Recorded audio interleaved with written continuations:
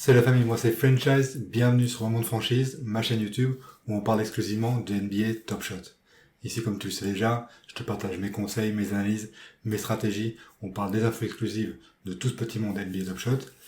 Et aujourd'hui, qu'est-ce qu'on va faire? Aujourd'hui, on va parler du Collector Score. Je sais que beaucoup d'entre vous me demandent comment augmenter votre Collector Score de la façon la plus rapide et de la façon la plus efficace, en gros en dépensant le moins d'argent possible, et c'est ce qu'on va voir aujourd'hui.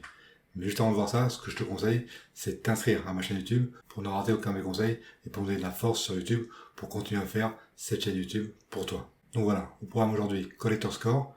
On peut te donner un outil que tu auras sur Internet gratuit qui pourra t'aider à voir ton Collector Score et voir comment l'augmenter de la façon la plus efficace. Tu pourras le faire tout seul.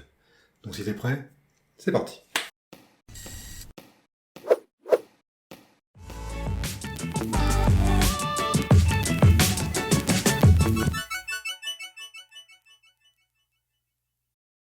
Donc bienvenue sur mon écran, bienvenue sur ma collection. Et aujourd'hui on va parler du Collector Score. Donc ton Collector Score tu vas le voir ici en haut de ta collection et même sur la page principale, sur toutes les pages NBA Top Shot, il est ici un numéro approximatif de ton Collector Score. Donc nous ce qui nous intéresse aujourd'hui c'est de savoir comment augmenter ce Collector Score en fonction des pack drops qui vont arriver. Donc ici par exemple si on me demande pour le prochain pack drop légendaire un Collector Score de 10 000, comment est-ce que je peux y arriver le plus vite possible sans parler des bonus? Parce que ça il faut savoir que c'est ton Collector Score de base, sans les bonus de chaque pack drop. Donc à chaque pack drop rare ou légendaire, il y a un bonus en plus, en général un bonus de marketplace, qui augmente ton collector score. Donc ça, on parle juste du collector score de base aujourd'hui. Et pour augmenter ce collector score, il y a un super outil sur internet qui est gratuit et je vais te le montrer maintenant. Ça s'appelle otmnft.com et on va voir ça tout de suite. Donc voilà, on arrive sur la page de OTMNFT, je t'ai déjà présenté dans d'autres vidéos, mais je te vais présenter cette fonction du collector score. Donc pour voir le collector score, il y a deux façons. Donc on va commencer par la première qui est ici, tu vas dans Market et tu vas dans Teams, équipe. Et ici qu'est-ce qu'on voit? On voit toutes les équipes de la NBA, et comme tu vois, elles apparaissent deux fois. Pourquoi? Parce qu'il y a le bonus du collector score pour tous les joueurs de Philadelphie dans ce cas-là, mais aussi le bonus collector score pour juste les joueurs de Philadelphie de la série 1 par exemple. Donc ici, qu'est-ce qu'on voit? Ici, on voit comment ils ont augmenté, comment ces teams ont augmenté dans les dernières heures. Très bien, ça c'est pas ce qui nous intéresse aujourd'hui. On voit combien il y a de joueurs dans chaque équipe pour terminer la série, pour terminer un set. On voit combien ça te coûterait d'avoir les 14 joueurs de Philadelphie si tu n'en as aucun. Donc là, ça serait 1237 pour les 14 joueurs, tous les joueurs de Philadelphie. Et ici, ce qui nous intéresse, c'est le dollar per point. C'est-à-dire combien coûte chaque point de collector score, combien de dollars coûte chaque point de collector score en moyenne. Donc on va cliquer dessus pour le filtrer du plus bas au plus haut. Et voilà, on y arrive. Donc ici, on voit que c'est Orlando Magic. Pour les 14 joueurs d'Orlando Magic de la série 2, ça te coûtera juste 69 $ et ça t'apportera 260 points de collector score. Donc ça nous fait juste 0,26 $ par point. C'est vraiment pas cher.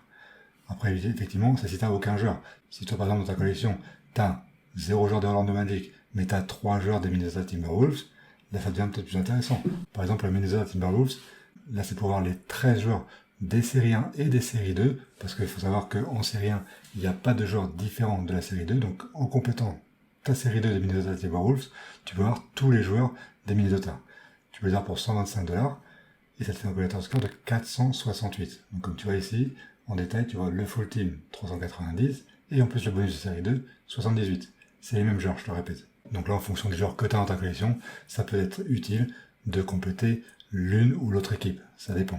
Et maintenant, ce que je te propose, c'est de voir la version encore plus avancée pour calculer encore plus facilement ton collector score. Pour t'aider personnellement à augmenter ton collector score, c'est ici, Collector Score Calculator.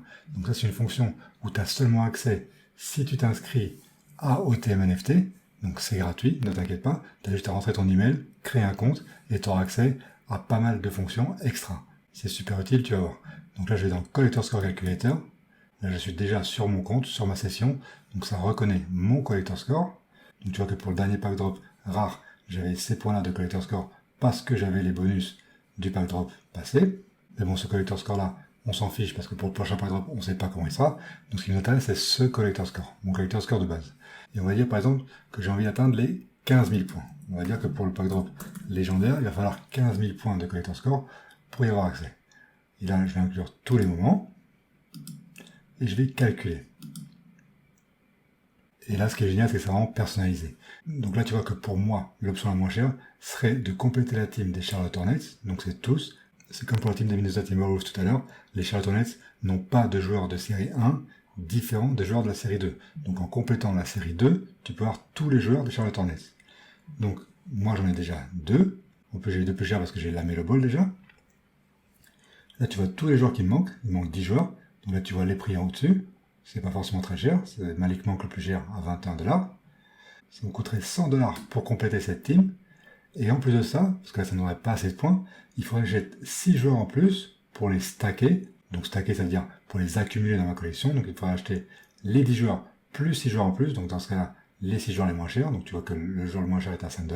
Donc ça me ferait un supplément de $30. Et ça me ferait un total de $130. Donc les $100 pour compléter mon équipe.